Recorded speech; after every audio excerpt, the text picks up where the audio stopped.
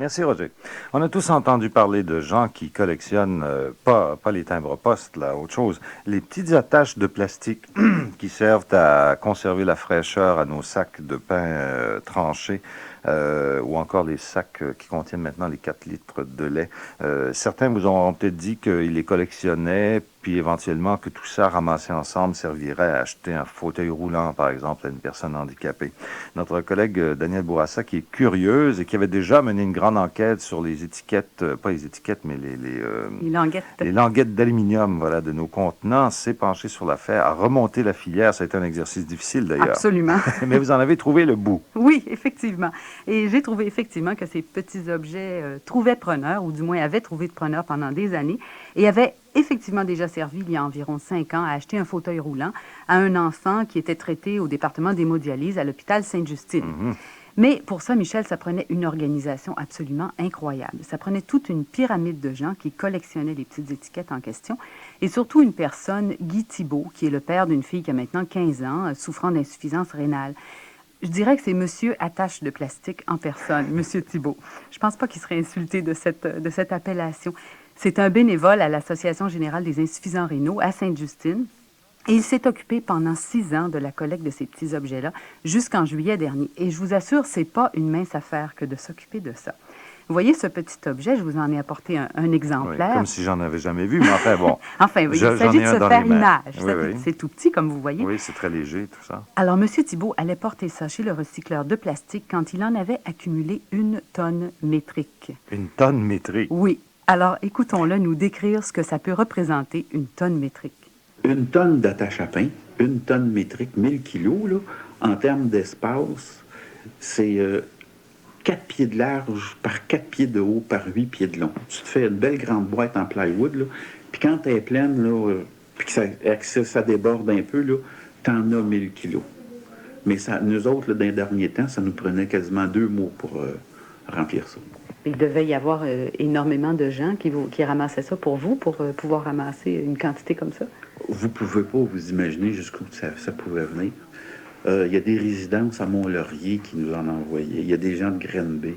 Dans les écoles un peu partout autour de Montréal, Deux-Montagnes, Shawinigan. Partout où est-ce que c'est qu'à un moment donné, les gens y avaient entendu parler de ça, qu'on ramassait quelque chose pour les enfants de Sainte-Justine, puis c'était les enfants de Sainte-Justine, OK? Puis les attaches à pain, c'était pour jeter ça. Puis c'est propre. Oui, puis c'est propre, mais c'est petit.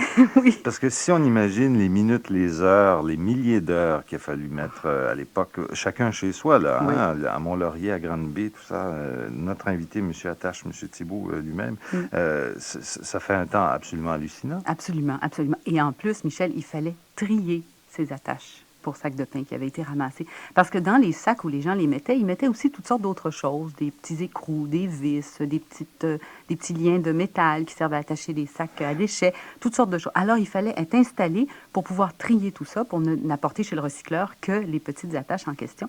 Ce qui fait que chez M. Thibault, dans son garage, il a fallu qu'il installe non seulement un entrepôt, mais en fait presque une usine. Fait que nous autres, on s'est fait une table en bas avec 2 madriers, puis un panneau de plywood. Puis en plein milieu, on a fait un trou, parce qu'à un moment donné, on a mis un screen avec un carottage d'un quart de pouce.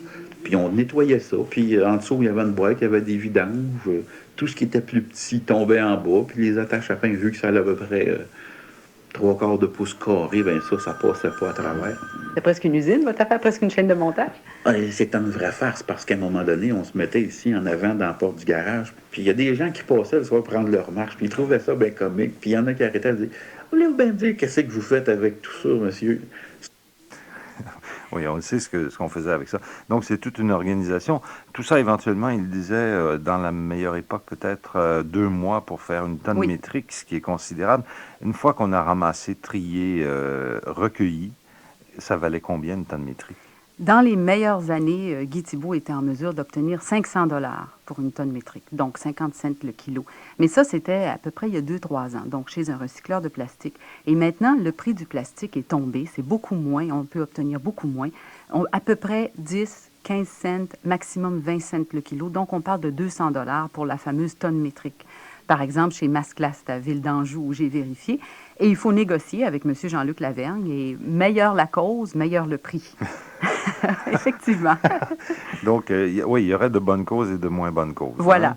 Et maintenant, M. Thibault s'en occupe plus. Mais la Fondation de l'Hôpital Sainte-Justine a pris la relève. Il y a aussi des groupes locaux, toutes sortes de groupes locaux qui recueillent ces petites attaches, les paroisses, les scouts, etc. Mais ce qu'il faut se demander, c'est est-ce que ces groupes-là ont l'organisation nécessaire pour récolter suffisamment de ces choses-là, une quantité appréciable? Est-ce que le prix en vaut la peine? Il semble que non, d'après le prix actuel. Et ça n'a plus rien à voir avec un fauteuil roulant. Oui, en tout cas, il faut donc, pour nous, là, collectionneurs, il y en avait même dans notre équipe, Michel Bellil collectionnait les petites attaches. Il faut vérifier à qui ça va, comment c'est organisé, parce que, en fait, la chaîne est tellement longue qu'on ne sait pas très bien ce qu'il y a à C'est l'autre bien bout, difficile d'en voir le bout. Et il faut être très prudent parce qu'il y a beaucoup de ces mythes qui circulent. Les gens collectionnent pas seulement ces choses-là, il y a aussi d'autres objets. Vous savez, les petits codes à barres qu'on retrouve sur les boîtes de produits, il y a des gens qui collectionnent ça également, des paquets de cigarettes. Mais alors là, attention, ça, c'est clairement de la fumisterie d'après mon enquête et aussi d'après celle de M. Thibault. J'ai ramassé des barcodes. Je les ai acheminés, mais j'ai jamais réussi à savoir où est-ce que c'est que ça se terminait. Les codes en question, qu'est-ce qu'ils peuvent faire avec ça? Aucune idée. D'après moi, l'encre là-dedans n'est même pas récupérable. Pour les paquets de cigarettes, on en a ramassé. Il y a quelqu'un qui nous avait dit que avec 1 million de paquets de cigarettes, il était capable d'avoir une chaise roulante. On y en a ramassé. Il a ramassé son million, puis on n'a jamais trouvé preneur. Ça l'a fini chez un recycleur sur la rue Angus, là, au carton. Parce que nous autres, il fallait s'en débarrasser. Là, Et est-ce que ça a rapporté quelque chose? 17 ou 18 piastres. Ah oui, non, ça c'est un peu frustrant. 1 million de paquets de cigarettes ramassés, pliés, empilés, transportés pour 18 $. Non, c'est pas possible, ça. Non. Ben voilà la petite histoire, je vous la remets. Elle est symbolique, Daniel Bourassa. Merci, je vais la garder précieusement. Voilà, et on vous rappelle que ça fonctionne toujours à Sainte-Justine. On s'en occupe, même si les prix du plastique en ce moment, c'est pas terrible. Merci, Daniel Bourassa. Merci, Michel. Au revoir.